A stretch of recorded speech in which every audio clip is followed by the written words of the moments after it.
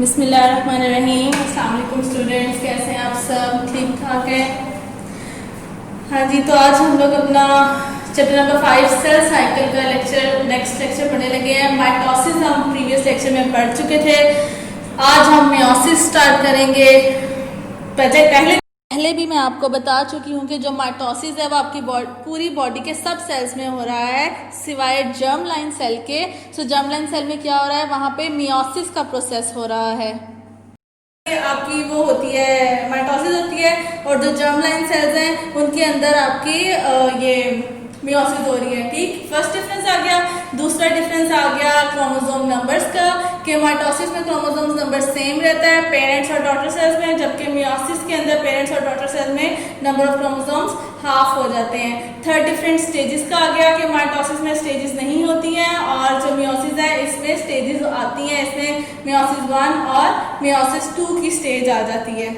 ठीक, इसके अलावा अगर कोई और डिफरेंस है तो अब हम आगे जब इसका पूरा मियोसिस पढ़ लेंगे उसके बाद डिफरेंसेस आते हैं उसमें देख लेंगे। वैसे मेजर यही डिफरेंसेस हैं जो कि मैंने आपको बता दिया। हाँ, एक डिफरेंस और है कि जो माइटोसिस है उसमें 1 पेरेंट सेल से 2 डॉटर सेल्स बनती हैं, लेकिन मियोसिस के अंदर 1 पेरेंट सेल से 4 डॉटर सेल्स बन जाते हैं। ठीक हो गया, ये आपका फोर्थ डिफरेंस हो गया। सो चलिए आज अब हम लोग अपना मियोसिस का स्टार्ट करते हैं।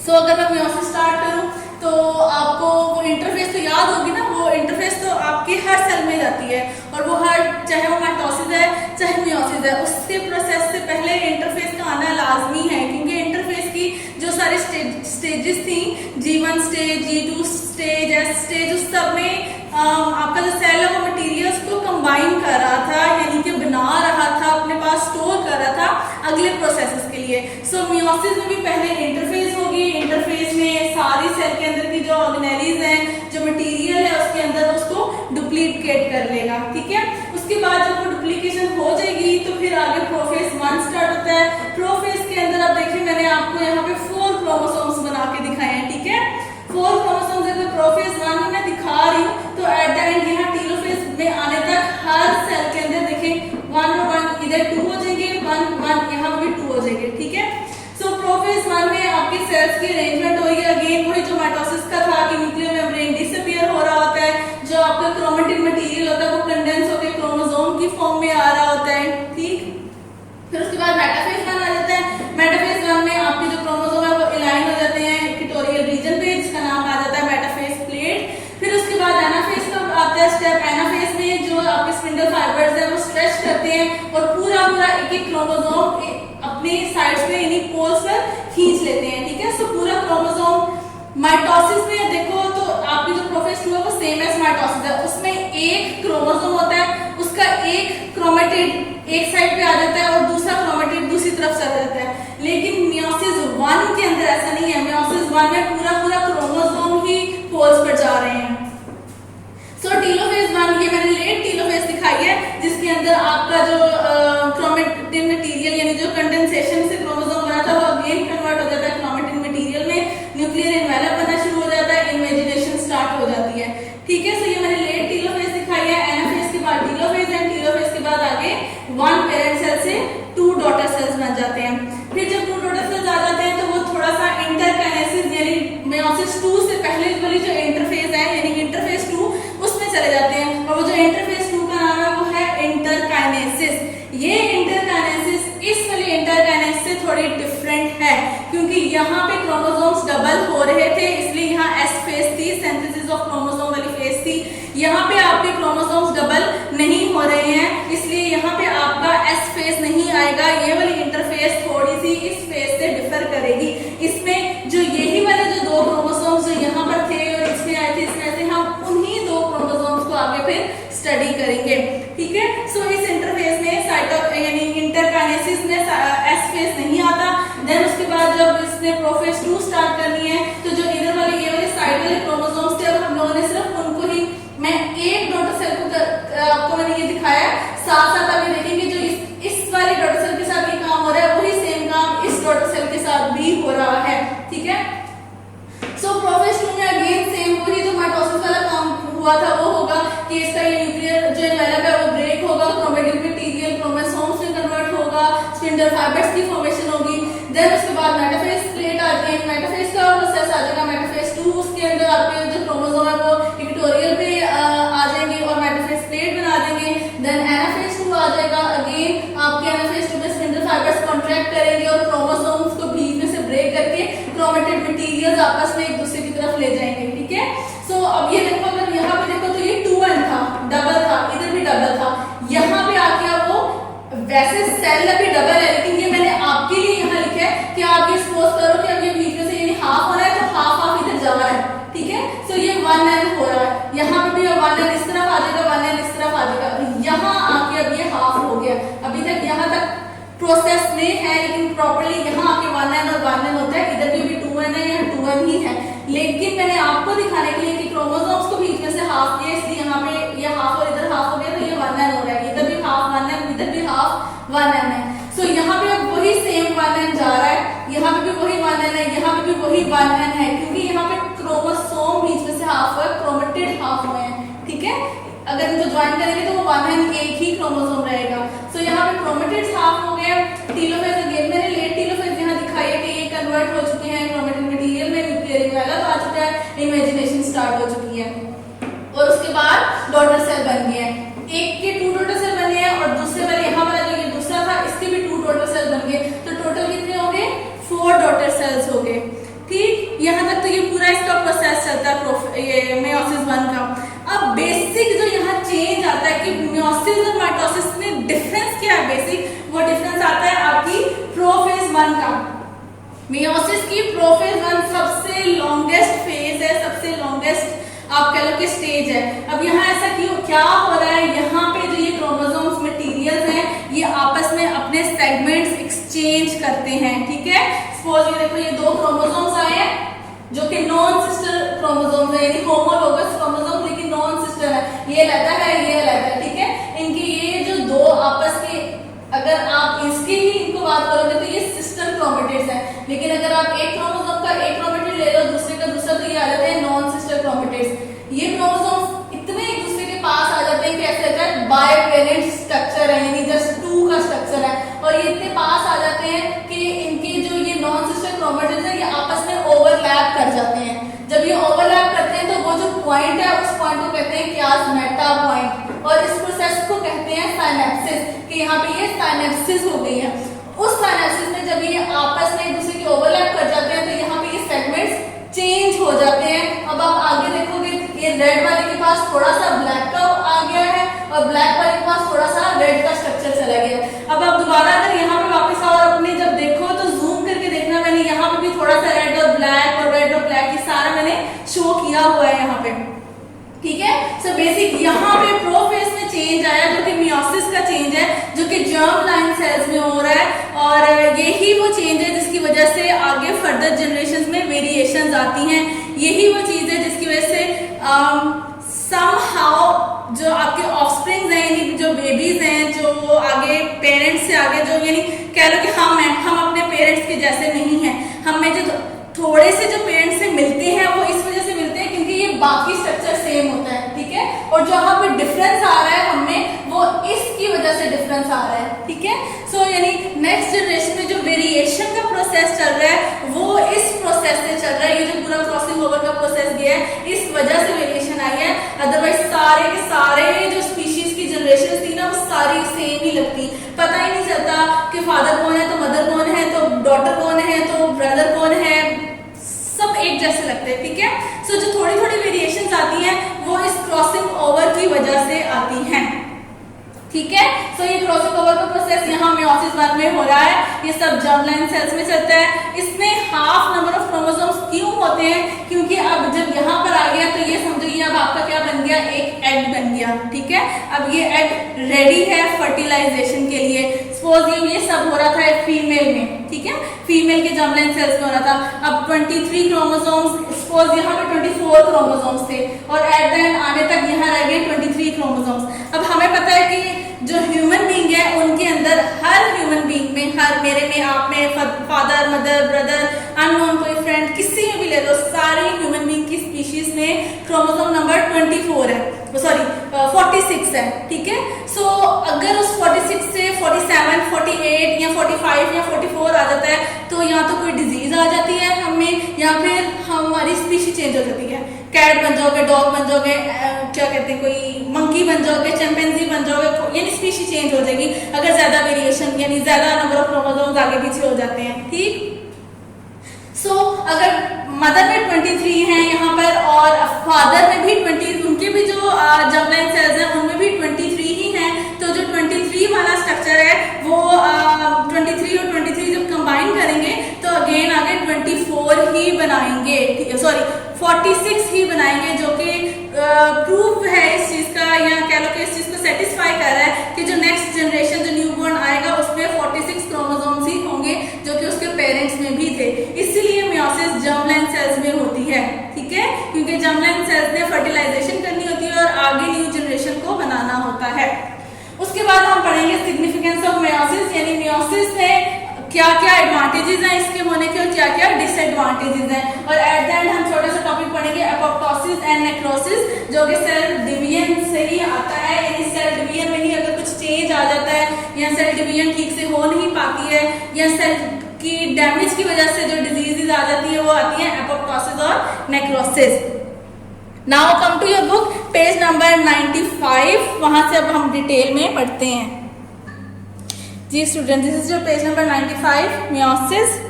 Meiosis is the process by which one diploid means 2n eukaryotic cells divide to generate 4 haploid 1n daughter cells. ठीक है, यानी 1 पेरेंट सेल से 4 डॉटर सेल्स बनते हैं।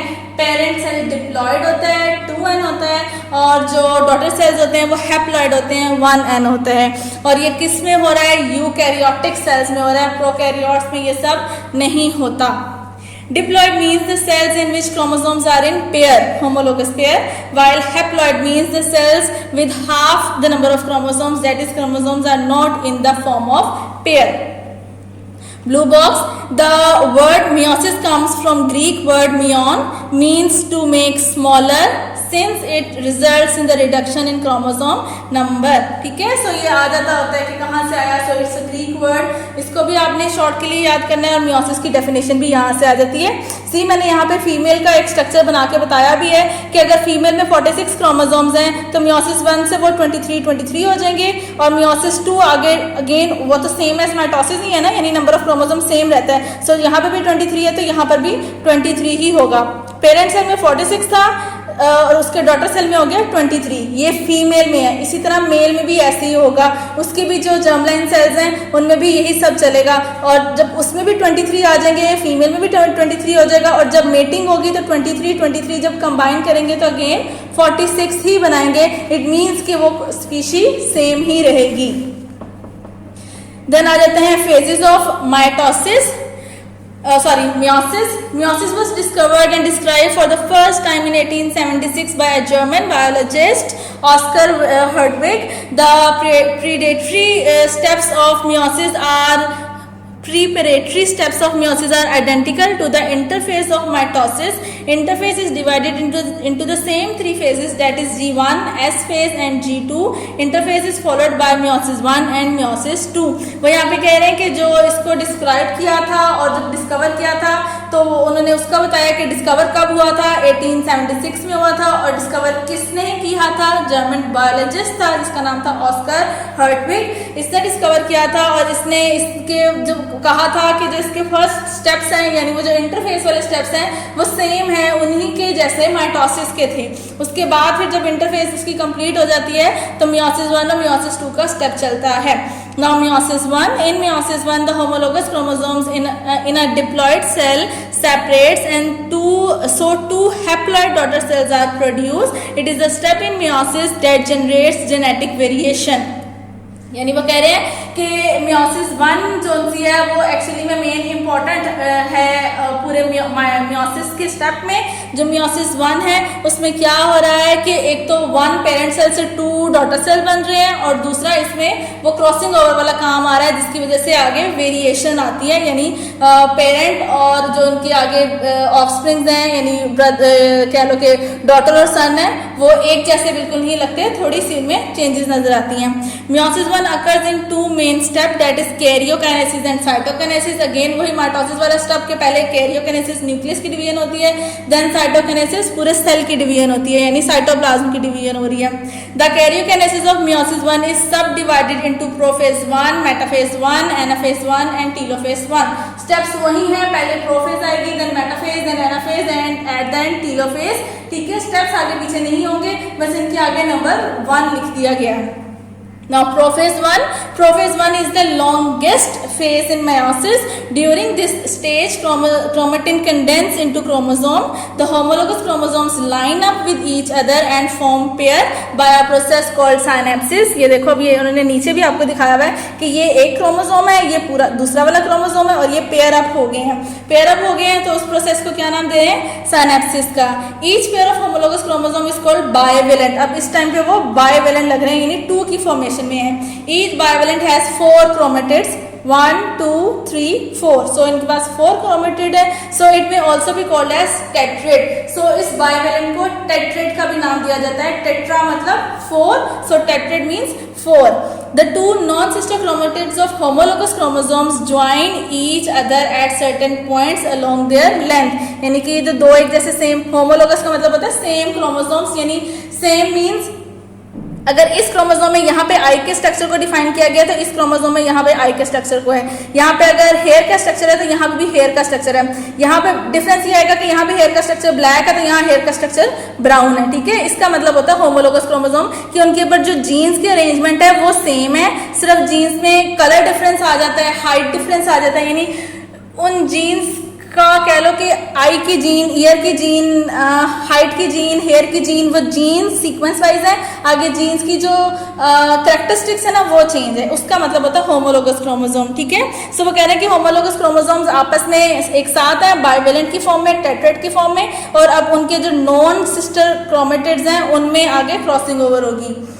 सो these points of attachment are chiasmata, यानी कि ये जहाँ से अब ये पॉइंट ऑफ अटैचमेंट आ रही है इसको वो नाम दे रहे हैं क्याजमेटा का।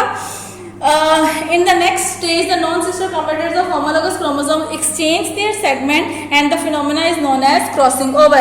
जब ये क्याजमेटा का पॉइंट आ जाता है उसके बाद फिर क्रॉसिंग ओवर होती है, यानी इस वाले होमोलोगस का जो ये वाला स्टेप क्रोमेटिड है वो इस वाले होमोलोगस के पास क्रोमोसोम के पास आ जाएगा, और जो इस वाले क्रोमोसोम का ये वाला क्रोमेटिड था वो इस वाले यानी इधर वाले के पास आ जाएगा। और ये एट द एंड आप देखोगे कि उन्होंने अपने सेगमेंट्स को थोड़ा सा चेंज कर लिया है। ठीक है, सो इस पूरे प्रोसेस को वो नाम दे रहे हैं क्रॉसिंग ओवर। बुक वाली डायग्राम आसान लगती है तो आप बुक वाली कर लो, और अगर मैंने जो बोर्ड पे बनाई है वहां से आपको इजीली याद हो जाता है तो आप वो भी बना सकते हो। Then the exchange of segments result in the recombination of genetic information. यानी वो कह रहे हैं कि ये जो सेगमेंट्स एक्सचेंज हुए हैं इट्स मीन कि यहाँ पे जेनेटिक जो मटेरियल था उसमें रीशफलिंग हुई है। ठीक है, रिकम्बाइन हुए हैं, जो ऑलरेडी था उन्हीं में थोड़ा सा चेंज आके रिकम्बाइनेशन हो गए हैं। After crossing over each pair of homologous chromosomes remain as bivalent. उसके बाद अगेन वो सेपरेट हो जाते हैं लेकिन वो बाइवेलेंट की फॉर्म में रहते हैं, यानी पास पास रहते हैं वो। Chromosomes condense further, the nucleoli disappear. अब ये जो आगे सब बता रहे हैं वो सेम बता रहे हैं जो प्रोफेस में होता है। ठीक है, कि वो कंडेंस हो रहे हैं, उसके बाद न्यूक्लियन वाला ब्रेक हो रहा है, स्पिंडल फाइबर्स की फॉर्मेशन हो रही है, सब वही बता रहे हैं। Chromosome condense further, the nucleoli disappear, the nuclear envelope disintegrate, centrioles which were duplicate during interphase migrate to the two poles and form spindle fibers. The kinetochore spindle fibers attach with the kinetochore of chromosomes, यानी कि वो जो spindle fibers बन रहे हैं वो जो kinetochore spindle fibres थे वो काइनेटोकोर रीजन के साथ, यानी क्रोमोसोम का जो ये रीजन है काइनेटोकोर रीजन, यहाँ पे आके अटैच हो रहे हैं। while the non kinetochore spindle fibres from both sides interact with each other, two kinetochore spindle fibers from the opposite pole attached with a pair of chromosomes. In mitosis we have seen that two kinetochore spindle fibers attach with one chromosome, यानी उसमें देखो तो वो one chromosome के साथ है mitosis में। Chromosome एक ही था, एक तरफ से उसके एक क्रोमेटिड की तरफ आ रहा था काइनेटोकोर स्पिंडल फाइबर और दूसरी तरफ से उसके दूसरे क्रोमेटिड की तरफ आ रहा था, लेकिन यहाँ पे उसके ऑपोजिट है, यानी यहाँ पर पूरे पूरे क्रोमोसोम के साथ आके अटैच हो रहे हैं। ब्लू बॉक्स पे आ जाए। इन 1911 the American In 1911, the American genetist Thomas Hunt Morgan observed the phenomena of crossing over in fruit fly Drosophila melanogaster। यानी वो ये एमसीक्यू में पूछा जाता है कि 1911 में एक अमेरिकन जेनेटिस्ट था जिसका नाम था थॉमस हंट, उसने ये सारा फिनोमेना देखा था। और किसमें देखा था? यानी आपकी जो फ्रूट फ्लाई है, ठीक है, उसका साइंटिफिक नेम है ड्रोसोफिला मेलानोगास्टर। ये आप एमसीक्यू से पूछा जा सकता है, तो आप इसको याद करें एज एन एमसीक्यूज के लिए। अच्छा, जिसके बाद आ जाता है metaphase 1, the pair of homologous chromosome align along equatorial plate forming the metaphase plate. वही वाला काम कि वो बीच में आके लाइन अप हो जाते हैं। एनाफेज 1 सेम, ये तीनों चीजें सेम जाएंगी, एनाफेज, मेटाफेज, टीलोफेज, जैसे माइटोसिस की थी। काइनेटोकोर स्पिंडल फाइबर शॉर्टन, यानी कि वो स्ट्रेच हो रहे हैं, कॉन्ट्रैक्ट कर रहे हैं। It results in pulling apart the chromosomes of each pair since one chromosome is pulled toward one pole, two haploid sets are formed, each chromosome still contain a pair of sister chromatid. यानी वो यहाँ पे कह रहे हैं कि haploid होना शुरू हो रहा है, यानी एक एक क्रोमोसोम अपने अपने पोल की तरफ आ रहा है, यानी कि वो हैप्लॉइड सेल की यहाँ से अब फॉर्मेशन होना शुरू हो रही है। देन आ जाते हैं telophase 1, chromosomes arrive at the poles, सब वो पोल्स पे आ चुके हैं। Each pole now has half the number of chromosomes but each chromosome still consist of 2 chromatid. Number of chromosome half हो गए हैं, लेकिन अभी भी हर क्रोमोसोम के पास उसका अपना अपना 2 यानी सिस्टर क्रोमेटिड्स प्रेजेंट हैं। Spindle network disappear, the nuclear envelope is formed around each haploid set, chromosomes uncoil back into chromatin। Telophase complete हो गया। Now cytokinesis, cytokinesis the pinching of the cell membrane in animal cells और the formation of the cell wall in plant cells occur and the creation of 2 haploid daughter cell is complete. यहाँ तक आपका meiosis 1 complete हो गया है। Parent cell 1 parent cell 2 में divide हो गया with half number of chromosome. Then आ जाता है मियोसिस 2 से पहले का इंटरफेज यानी interkinesis. After meiosis 1 both haploid daughter cells enter a period of rest known as interkinesis or interphase 2. The interphase 2 is different from the interphase of mitosis और meiosis 1, यानी कि जो शुरू में meiosis 1 से पहले भी जो इंटरफेज हुई थी, ये वाली इंटरफेज उससे डिफरेंट है। There is no S phase and so there is no duplication of chromosome during this stage। जो मैं आपको पहले भी बता चुकी हूँ कि इसमें डिफरेंस क्या है कि इस इंटरफेज में S phase नहीं आ रहा। यहाँ पे ये सब डायग्राम भी बनी हुई है, मैंने बोर्ड पे भी बनाई थी, आपको वहां से इजी लगती है वहां से कर लो, यहाँ से इजी लग रही है यहाँ से कर लो। ये उन्होंने इंटरफेस दिखाई है, फिर प्रोफेज 1 में उन्होंने 4 आपको क्रोमोसोम्स दिखा दिए हैं, फिर प्रोफेज 1 में उनको थोड़ा लाइन अप करके दिखा दिया और फिर स्पिंडल फाइबर्स की फॉर्मेशन दिखा दी है। मेटाफेज 1 में उन्होंने आपको इक्वेटोरियल भी उनको क्रोमोसोम्स के होमोलोगस पेयर को दिखा दिया और ये देखो यहाँ पर उन्होंने इसको यानी सेगमेंट्स को एक्सचेंज भी किया हुआ दिखा दिया है। देन एनाफेज 1 पे पूरा आपका जो क्रोमोसोम है वो स्ट्रेच हो रहा है और टीलोफेज में 2 अलग यानी अलग हो गए हैं। देखो शुरू में 4 था और एट द एंड यहाँ पर 2 रह गए हैं। देन आ जाती है मियोसिस 2। सो उन्होंने यहाँ से इन दोनों को लेके आगे से चले हैं, यानी एक ये वाला सेल वो यहाँ दिखा रहे हैं और ये वाला सेल वो यहाँ पे दिखा रहे हैं। अब इसमें ये जो 2 थे इन्हीं को उन्होंने अलाइन किया है। फिर उनके क्रोमेटिड्स जो से वो हाफ हो जाएंगे। क्रोमेटिड्स हाफ होने के बाद एनाफेज में वो पोल्स की तरफ चले जाएंगे और टीलोफेज में अगेन वो यानी कह लो कि अगेन पिंच हो जाएगा, न्यूक्लियर इन्वेलप बन जाएगा और सारा कुछ बनने के बाद eight the and daughter cells complete हो जाएंगे। ठीक है, सो अब यहाँ पे एट द एंड कितने डॉटर सेल्स हो गए? 4 और स्टार्टिंग में वो क्या था 1, यानी एक पेरेंट सेल से एट द एंड 4 आपके डॉटर सेल्स बनते हैं। पेरेंट सेल में नंबर ऑफ क्रोमोसोम्स डबल थे जबकि डॉटर सेल्स में नंबर ऑफ क्रोमोसोम्स हाफ हो रहे हैं, 4 थे तो 2 हो रहे हैं यहाँ पर। Now meiosis 2, it is the second part of meiosis and is similar to mitosis. It is subdivided into prophase 2, metaphase 2, anaphase 2 and telophase 2. Prophase 2 takes much less time compared to prophase 1. In this prophase nuclei and nuclear envelope disappear and chromatin condense। यानी यहाँ पे वो prophase 1 वाला जो crossing over का stage थी वो नहीं है यहाँ पे, इसलिए वो यहाँ पे कह रहे हैं कि ये प्रोफेज 1 की स्टेज की तरह नहीं है, ये छोटी सी स्टेज है, जल्दी से होकर गुजर जाती है। ये सेम वैसी ही स्टेज है जैसी आपने माइटोसिस में पढ़ी थी। Centrioles move to the polar region and make spindle fibers. In metaphase 2, chromosomes attach with Kinetochore spindle fiber and aligned at the equatorial of cell. It is followed by anaphase 2 where centrosomes are cleaved and sister chromatids are pulled apart. The sister chromatids are now called sister chromosomes. यानी यहाँ पे अब वो sister chromosomes बन जाएंगी जैसे ही वो अलग हो जाएंगी, क्योंकि अब वो एक chromatid chromosome की तरह act करेगा. And they are pulled toward opposite poles. Telophase 2 is marked with uncoiling of chromosomes into chromatin. Nuclear envelope reform, cleavage or cell wall formation eventually produce a total of 4 daughter cells, each with a haploid set of chromosomes. Clear है ये सब? बार बार मैंने repeat कर दिया, board से भी repeat कर दिया, डायग्राम बुक वाले डायग्राम से भी रिपीट कर दिया, पढ़ते हुए भी मैं रिपीट कर रही हूँ. सो इस टाइम तक आपको समझ आ जानी चाहिए थी. सो अब यहाँ पे तो आपका मियोसिस का प्रोसेस हो गया कंप्लीट. अब उसके सिग्निफिकेंस देख लेते हैं, यानी एडवांटेजेस और डिसएडवांटेजेस हमारे लिए क्या हैं. The significance of meiosis for reproduction and inheritance was described in 1890 by German biologist August Weismann. He pointed out that meiosis was necessary not only to maintain the number of chromosomes in the next generation but also to provide variation in the next generation.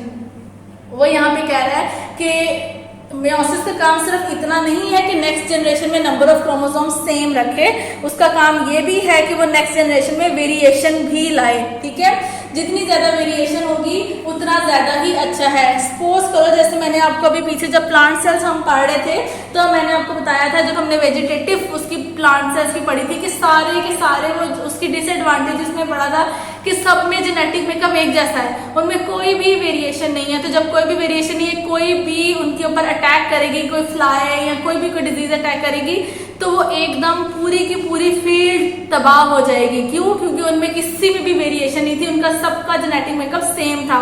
So human being के साथ भी same यही problem है कि अगर variation हमें नहीं होगी तो अगर कोई एक डिजीज आती है तो वो सारी की सारी ह्यूमन बीइंग्स को खत्म कर देगी, पूरी पॉपुलेशन ही खत्म कर देगी. अब जैसे हमें डेंगू आ गया था, मलेरिया आ गया था, फिर उसके अलावा निमोनिया हो जाता है, टाइफाइड हो जाता है, आजकल जो रिसेंटली ये कोरोना का चल रहा है, अगर सबका जेनेटिक मेकअप एक जैसा होता तो सारे के सारे जो पॉपुलेशन थी ह्यूमन बीइंग्स थे वो सब डेथ उनकी हो जाती. ठीक है, सो जिनकी वेरिएशंस कम थी, जिनमें इतना अच्छा जेनेटिक मेकअप नहीं था, स्ट्रॉन्ग मेकअप नहीं था, उनकी डेथ हो गई. जिनका जेनेटिक वेरिएशन स्ट्रॉन्ग था, जो फिटेस्ट थे, वो सर्वाइव कर गए. ठीक है, ये एक थ्योरी भी है, आप लोग 10th में इसको पढ़ोगे भी, लेकिन अभी के लिए आपके लिए इतना ही बहुत है कि मियोसिस में वेरिएशंस आती हैं और ये वेरिएशंस आना लाजमी है अगली जनरेशन की कॉन्टिन्यूएशन के लिए. ठीक, सो ब्लू बॉक्स पे आ जाए. Meiosis does not occur in prokaryote which reproduce asexually bye binary fission. वो कह रहे हैं, हमने अभी पीछे भी पढ़ा था कि मियोसिस यूकैरियोटिक सेल्स में होते हैं, यूकैरियोटिक के जर्मलाइन सेल्स में होती है और माइटोसिस सोमैटिक सेल्स में होती है. इसके अलावा वो कह रहे हैं कि जो आपके प्रोकैरियोट्स हैं उनमें अगर रिप्रोडक्शन चल रही है तो उनमें मियोसिस नहीं हो रही, उनमें क्या हो रही है, उनमें बाइनरी फिशन हो रही है. ठीक है, यानी कि बाइनरी फिशन 1 सेल जस्ट 2 में डिवाइड हो रहा है बस. ऐसा क्यों है? क्योंकि उनके पास कोई न्यूक्लियस नहीं है. ठीक है, उनका जो डीएनए मटेरियल है वो ऐसे ही फ्लोट कर रहा होता है. सो डीएनए मटेरियल डुप्लीकेट होता है, पोल्स पे जाता है, इन्वेजिनेशन होती है और वो 1 सेल 2 में डिवाइड हो जाता है, इसलिए उसको मियोसिस का प्रोसेस का नाम नहीं दिया गया. Then as a maintenance of the chromosome number in next generation, meiosis is essential for sexual reproduction in human. Diploid gametes, mother cell or germline cells undergo meiosis to produce haploid gametes. Male and female gametes unite to form diploid zygote. ठीक है, यानी haploid होंगे तो जब combine करेंगे तो automatically diploid zygote बनेगा, which undergo repeated mitosis and develop into a new diploid human. जो कि हमने mitosis के significance में पढ़ा था कि जब zygote बन जाता है तो उसके बाद वो जो embryo और फिर एम्ब्रियो से ब्लास्टुला, ग्रेस्टुला, डिफरेंट स्टेजेस होती हैं, वो जो सब सारी स्टेजेस आती हैं, यानी जाइगोट बनने के बाद की पूरी स्टेजेस एक बेबी बनने तक वो सब माइटोसिस ही चल रहा होता है और वो डिप्लॉयड होता है. और वो किस में होगा? वो सोमैटिक सेल्स में चल रहा होता है सारा. ठीक है, Many haploid fungi and protozoa produce haploid gametes through mitosis. वो अब यहाँ पे fungi और protozoa की बात करें कि haploid fungi और haploid ही protozoa haploid gametes ही produce करते हैं mitosis से, क्योंकि उनके gametes ही हाफ होते हैं. Although mitosis का प्रोसेस कर रहे हैं, माइटोसिस में सेम नंबर ऑफ क्रोमोसोम्स है. ठीक है, सो जब फंजाई में नंबर ही हाफ है तो माइटोसिस के बाद जो उनके डॉटर सेल्स प्रोड्यूस होंगे उनमें भी वो हाफ ही रहेगा. Plant life cycle shows alternation of generation. The cells of diploid sporophyte generation undergo meiosis to produce haploid spores which grow into haploid gametophyte generation. Plants के अंदर दो जनरेशन आती हैं, इसलिए उन्होंने इधर ऑल्टरनेशन ऑफ जनरेशन का नाम दिया है। एक जनरेशन स्पोरोफाइट होती है और एक जनरेशन गेमेटोफाइट जनरेशन होती है। जो आपको नॉर्मली पूरा प्लांट खड़ा हुआ नजर आ रहा होता है वो स्पोरोफाइट जनरेशन का प्लांट है, 2n के साथ है। लेकिन जैसे ही उसके ऊपर फ्लावर आते हैं, फ्लावर बेयरिंग होता है, तो वो गेमेटोफाइट जनरेशन में चला जाता है और गेमीट्स बनाना शुरू कर देता है, जो कि आप पीछे पढ़ के भी आए हो। एंड्रोशियम और गार्नेशियम के अंदर यानी वो ओवरी के अंदर बन रहे होते हैं पोलन ग्रेन्स और एक्स सेल्स बन रहा होता है, ठीक है। वो हैप्लॉइड आ जाते हैं, वो गेमीट्स बनते हैं, तो वो हैप्लॉइड जनरेशन आ जाती है। फिर जब अगेन वो पोलन ग्रेन्स फ्यूज करते हैं, पोलिनेशन का प्रोसेस होता है, वहाँ मेटिंग होती है और वो पोलिनेशन के प्रोसेस के बाद जब जायगोट बनता है तो अगेन वो डिप्लॉइड हो जाता है और फिर वो अगेन स्पोरोफाइट जनरेशन में चला जाता है। सो उनमें ये जनरेशन कंटिन्यू रहती है, इसलिए उन्होंने उसको ऑल्टरनेशन ऑफ जनरेशन का नाम दिया है। उसकी जो गेमेटोफाइट जनरेशन है, जो फ्लावर बेयरिंग जनरेशन है, वो हैप्लॉइड है, गेमीट हाफ बन रहे हैं, और जो स्पोरोफाइट जनरेशन वो डिप्लॉइड है। The cells of diploid sporophyte generation undergo meiosis to produce haploid spores which grow into haploid gametophyte generation. Gametophyte generation produce haploid gametes through mitosis. The gametes combine to produce diploid zygote. Zygote undergo repeated mitosis to become diploid sporophyte. ठीक है, ये मैंने पूरी आपको alternation of generation बता दिया। Production of variation in next generation, यानी कि वो जो नेक्स्ट जनरेशन में वेरिएशन आ रही है उसकी इंपॉर्टेंस की बात करेंगे। The chromosome pair of each parent undergo crossing over during meiosis, meiosis के प्रोफेज 1 में। So daughter cells, that is gametes, have genetic variations. When gametes fuse and form zygote, its genetic makeup is different from both parent. यानी जब वो zygote बना है उसके पास जो although half उसके जो क्रोमोसोम्स है वो मदर से आए हैं, हाफ क्रोमोसोम फादर से आए हैं, लेकिन वो जो क्रोमोसोम आए हैं दोनों साइड से उनमें भी चेंजेस है। वो सेम क्रोमोसोम्स मदर और फादर वाले नहीं आए। प्रोफेज 1 में मदर और फादर सेल के दोनों के क्रोमोसोम्स के अंदर चेंज आ गया था, यानी उसके बाद जो उनके डॉटर सेल्स बने थे वो डॉटर सेल्स पेरेंट वाले सेल की तरह नहीं थे, ठीक है। यानी जो उनके अपने पेरेंट हैं, जो फादर मदर हैं बेबी के, उनके जो सेल्स हैं उनके डॉटर सेल्स उससे चेंज है। और फिर जब ऑटोमेटिकली जब डॉटर सेल्स मदर के और फादर के भी कंबाइन करेंगे तो जो जायगोट बनेगा उसमें टोटली चेंज आ रहा होगा। हाफ क्रोमेटिड्स मदर फादर वाले होंगे और हाफ टोटली चेंज वाले क्रोमोसोम्स आएंगे उनके पास। So when gametes fuse and form zygote, its genetic makeup is different from both parents. Thus, meiosis allows a species to bring variation in the next generation. Beneficial variation help organism to adapt to the change in environment. जो ये change in environment वाली जो बात है, ये मैंने वो diseases वाली ही आपको की है कि सपोज अब जैसे कोरोना आ रहा है तो जिनके अंदर क्रोमोसोम फिटेस्ट नहीं थे, सर्वाइव करने वाले नहीं थे, यानी कि वो अच्छी जेनेटिक वेरिएशन के साथ नहीं थे, उनकी डेथ हो गई। और जो सर्वाइव कर सकते थे, जिनके अंदर वेरिएशन अच्छी थी, फिटेस्ट थी, वो रिकवर कर गए और वो ठीक हो गए। देन आ जाता है एरर्स इन मेयोसिस, यानी कि अगर मेयोसिस की ये जो पूरा स्टेप चल रहा था इसमें एनाफेज वाले टाइम पे, चाहे वो एनाफेज 1 है या एनाफेज 2 है, उस टाइम पे अगर पोल्स की तरफ जब आपके क्रोमोसोम्स या क्रोमेटिड क्या लेके स्ट्रेच हो रहे होते हैं, कॉन्ट्रैक्ट हो रहे होते हैं स्पिंडल फाइबर्स और वो उनको लेके जाते हैं, वो एक जैसे नहीं जाते हैं तो एरर्स आ जाते हैं, ठीक है। यानी अब देखो अगर एक तरफ 3 चले जाते हैं और एक तरफ 1 चला जाता है तो जो डॉटर सेल नीचे बनेगा उस एक डॉटर सेल के पास 3 क्रोमोसोम्स चले जाएंगे और एक के पास 1 चले जाएंगे, तो वो खराब हो गया ना, जाना तो दोनों के पास सेम चाहिए था। सो ये वो वाले वो एरर्स बता रहे हैं। During anaphase 1 chromosome separates and go to opposite poles, while during anaphase 2 sister chromosome separate, it is called disjunction. यानी नॉर्मली जो सेपरेशन है वो डिसजंक्शन है। Sometimes the separation is not normal, यानी वो मैंने अभी जो आपको 3 और 1 वाली बताई है वो नॉर्मल नहीं है, तो उसको क्या कहेंगे, non disjunction. This results in the production of gametes which have either more or less than the normal number of chromosomes. If such abnormal gametes fuse with the normal gamete, it results abnormal chromosome। यानी अगर ऐसा कोई daughter cell combine कर जाता है, यानी वो 4 daughter cell से उनमें से वो वाला डॉटर सेल जिसके पास 3 है, जिसके पास 1 थे, वो कंबाइन कर जाता है दूसरे वाले मेल या फीमेल गैमीट के साथ, तो जो आगे जो जायगोट बनेगा उसमें नंबर ऑफ क्रोमोसोम सेम नहीं बनेंगे, वो 46 नहीं जाएंगे, आइदर वो 47 हो जाएंगे या फिर वो 45 हो जाएंगे, ठीक है। It results abnormal chromosomes somewhere in the next generation, for example 47 or 45 chromosomes in human. So next are the differences, comparison between mitosis and meiosis. Meiosis 2 is similar to mitosis, while meiosis 1 makes the actual difference between these two cell divisions. The following chart describes the main difference between meiosis and mitosis. ठीक है, यानी meiosis का भी उन्होंने just 1 वाला बताया है. So अगर हम यहाँ पे ये माइटोसिस को देखें और 1 by 1 साथ मियोसिस को भी देख लें तो माइटोसिस में homologous chromosomes do not form pair, there is no crossing over. Mitosis में पेयर नहीं बन रहा, क्रॉसिंग ओवर भी नहीं हो रही, जबकि मियोसिस में पेयर भी बन रहा है और क्रॉसिंग ओवर भी हो रही है. Then single chromosome align to form metaphase plate, यानी जो मेटाफेज प्लेट है उसके ऊपर उसके ऊपर एक एक क्रोमोसोम अलाइन हो रहा है और जो मियोसिस है उसमें होमोलोगस क्रोमोसोम जो उनसे वो अलाइन हो रहे हैं. देन एनाफेज में chromosomes break and individual chromatids are pulled toward pole, यानी क्रोमोसोम बीच में से टूट रहा है और क्रोमेटिड सेपरेट हो रहे हैं, जबकि मियोसिस के अंदर पूरा क्रोमोसोम ही सेपरेट हो रहा है, क्रोमेटिड नहीं सेपरेट हो रहे हैं. Daughter nuclei contain diploid number of chromosomes. Each chromosome has single chromatid. यानी यहाँ पे अब जो डॉटर सेल्स बन रहे हैं उनके पास क्या है, एक एक क्रोमेटिड है, लेकिन जो यहाँ पे डॉटर सेल्स बन रहे हैं उनके पास पूरा एक एक क्रोमोसोम है. ठीक है, क्लियर है ये डिफरेंस दोनों का.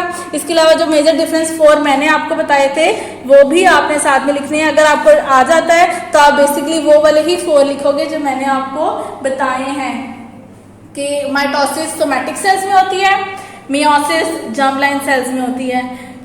माइटोसिस के अंदर 1 पेरेंट सेल से 2 डॉटर सेल्स बनते हैं, मियोसिस के अंदर 1 पेरेंट सेल से 4 डॉटर सेल्स बनते हैं. माइटोसिस के अंदर स्टेजेस नहीं होती हैं, लेकिन मियोसिस के अंदर मियोसिस 1 और मियोसिस 2 की स्टेज होती है. ठीक है, इसके बाद आ जाते हैं apoptosis and necrosis. Apoptosis and necrosis are 2 phenomena of cell death, यानी कि ये सेल डेथ का है कि सेल की डेथ हो रही है, वो अब चाहे ऑटोमेटिक हो रही है या फिर करवाई जा रही है. ठीक, सो एपोप्टोसिस ये वो सेल डेथ है जो कि सेल इटसेल्फ खुद करवाते हैं. ठीक है, यानी आपकी बॉडी में वो खुद ब खुद हो रही है, ये वो एपोप्टोसिस वो है. और नेक्रोसिस वो है जो कि एक्सीडेंटल है, यानी कि किसी न किसी वजह से अचानक से हो जाती है. Apoptosis is one of the main type of programmed cell death. During apoptosis, cells shrink and become rounded due to the breakdown of cytoskeleton. छोटा हो जाता है सेल और किस तरह से वो, यानी उसका जो न्यूक्लियस है वो खत्म हो जाता है, साइटोस्केलेटन खत्म हो जाता है. और ऐसा क्यों है, बाय एंजाइम्स, यानी सेल के जो अंदर वाले एंजाइम्स है वो खुद ही सेल के साइटोस्केलेटन्स को जो उनसे वो ब्रेक कर देते हैं, सेल के जो न्यूक्लियस है उसको खत्म कर देते हैं, सेल को श्रिंक कर देते हैं.